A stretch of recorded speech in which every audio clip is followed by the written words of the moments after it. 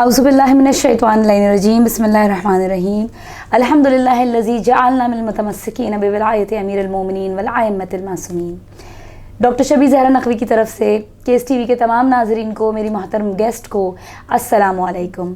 आप तमाम नाज़रीन को और अपनी मोहतरम गेस्ट को रमज़ानुल मुबारक की खुसूसी ट्रांसमिशन केस टीवी की जानिब से जो जारी व सारी है, कुल्ले ईमान रमज़ान में आप सबको खुशामदीद कहती हूँ और आप सबकी बहुत शुक्रगुज़ार हूँ कि आप हमारे साथ इस रूहानी सफ़र पे इल्म के गौहर को, मोतियों को अपने दामन में समेटते हुए आगे बढ़ते जा रहे हैं।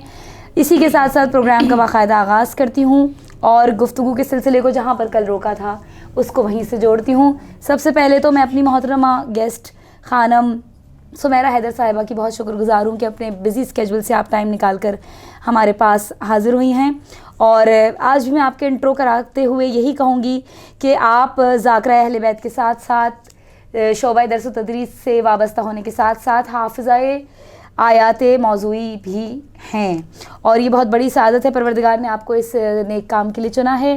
खाना मैं गुफ्तगू को बाकायदा कल के ही सवाल से जोड़ूँगी। कल आपने दुआए मुजीर की अहमियत के बारे में गुफ्तगू की, तो मैं आज आपसे इसी बात का आगाज़ कर रही हूँ कि ये बताइए अय्याम रमज़ान में, इन बाबरकत दिनों में, चूँकि आज 12 रमज़ान का दिन आ गया है, रमज़ान के दूसरे अशरे का भी दूसरा दिन शुरू हो गया, तो कोई और भी ऐसी दुआएं हैं जो बहुत बाबरकत हैं, बहुत फजीलत वाली हैं, इन पर थोड़ी सी गुफ्तगू मैं चाहती हूँ हमारे नाज़रीन के लिए हो जाए। बिस्मिल्लाहिर्रहमानिर्रहीम। वालेकुम अस्सलाम। बिल्कुल, जैसे दुआए मुजीर के बाद दुआएं तो बहुत सारी हैं। दुआए कुमैल है, दुआए अबू हमज़ा सुमाली है।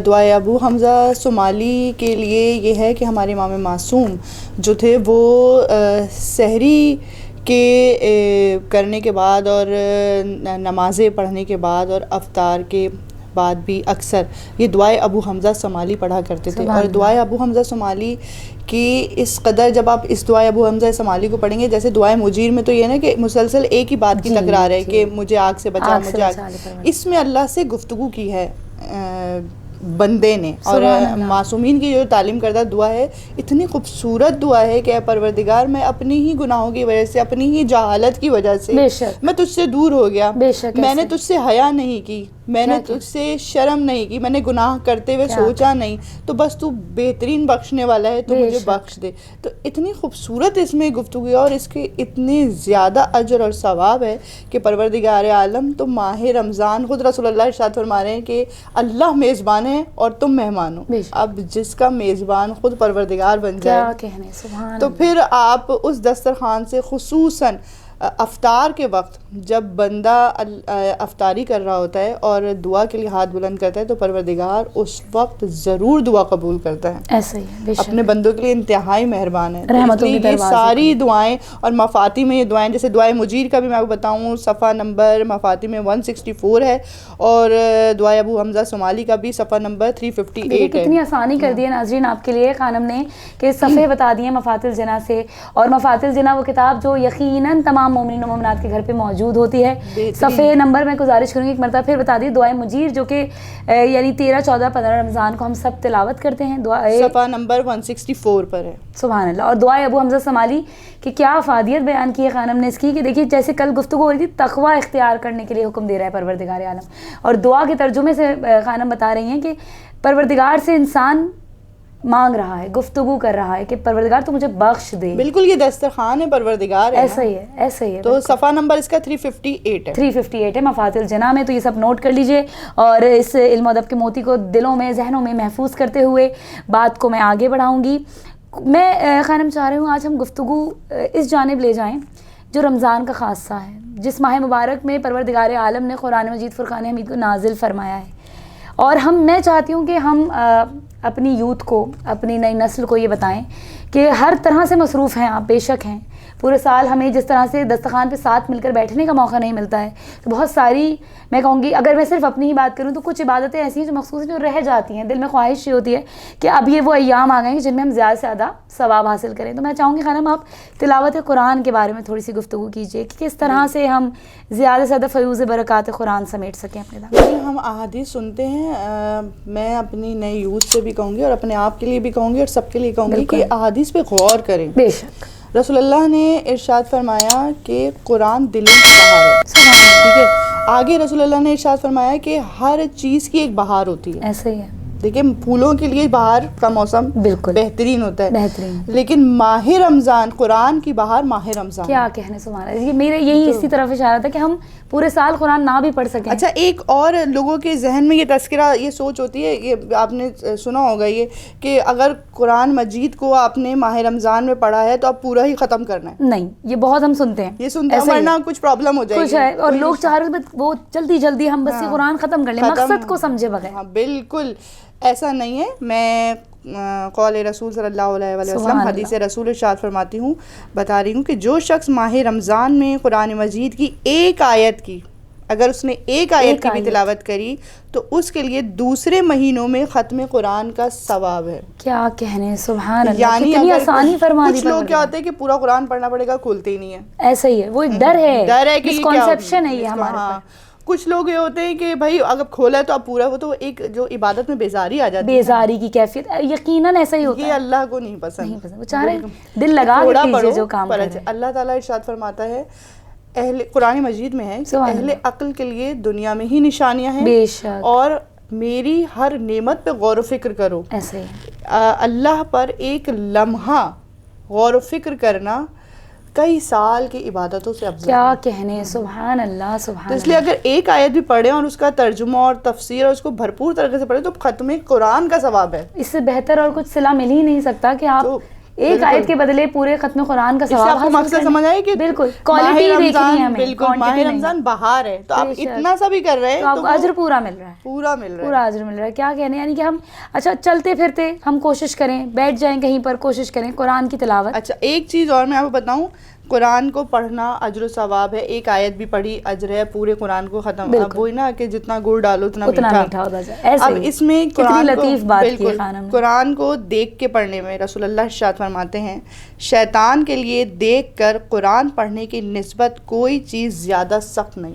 کیا کہنے, مطلب آپ جو دیکھ کر ایک آیت پڑھ رہے ہیں یا دیکھ کے قرآن پڑھ رہے ہیں, کیونکہ قرآن کو اگر آپ پڑھ بھی نہیں رہے نا تو قرآن کو دیکھنا بھی عبادت ہے. دیکھنا بھی عبادت ہے. مانندے چہرہ علی یہ بتا کیا کہنے. جی سلامت رہے. میں بھی تین چیزیں ایسی ہیں جس کو دیکھنا عبادت ہے. خانہ کعبہ کو دیکھنا عبادت, قرآن مجید کو دیکھنا عبادت, اور چہرہ علی ابن ابی طالب. اور کسی پوچھنے والے نے پھر پوچھا تھا اس حدیث کے بعد ہی کہ جب مولا کائنات دنیا میں نہیں رہیں گے تو پھر ہم عبادت کیسے انجام دیں گے, تو سرکار ختم مرتبت نے فرمایا ذکر علی عبادہ, علی کا پھر ذکر عبادت بن جائے گا. بالکل. اور اگر پھر کہا کہ ذکر پہ پابندی لگ جائے تو پھر علی کی محبت دل میں رکھنا ہے. جی سبحان اللہ. تو پھر قرآن آپ دیکھ کے پڑھیں گے تو گویا آپ نے شیطان پر سختی کر دی. مطلب شیطان سختی میں آ جاتا ہے کہ یہ دیکھ کر. مطلب اس قدر فضیلت. آیت اللہ خمینی کو باقاعدہ ڈاکٹرز نے منع کر دیا تھا کہ آپ کی آنکھ کے لیے انتہائی نقصان دہ ہے آپ اگر اپنا مطالعہ, کیونکہ وہ وسیع مطالعہ تھا ان کا, بہت مطالعہ کرتے, قرآن مجید کی بہت تلاوت ہوتی تھی, بہت تلاوت کیا کرتے تھے.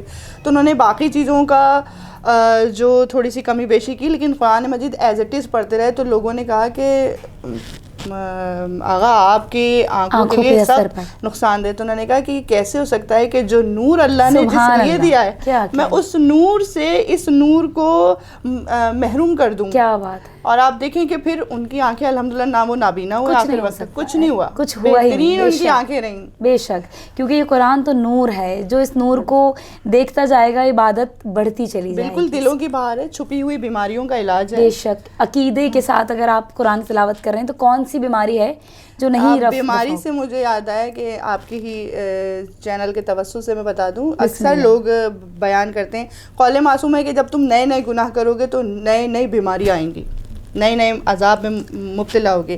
تو ایک قرآن میں آیت ہے سورہ بنی اسرائیل کی آیت نمبر 82, بسم اللہ الرحمن الرحیم وَنُنَزِّلُ مِنَ الْقُرْآنِ مَا هُوَ شِفَاءٌ وَرَحْمَةٌ لِلْمُؤْمِنِينَ. اس کا ترجمہ اپنے الفاظ میں بتا رہی ہوں کہ پروردگار عالم نے کہا کہ قرآن میں ہم نے مومنین کے لیے شفا اور رحمت رکھی ہے. سبحان اللہ.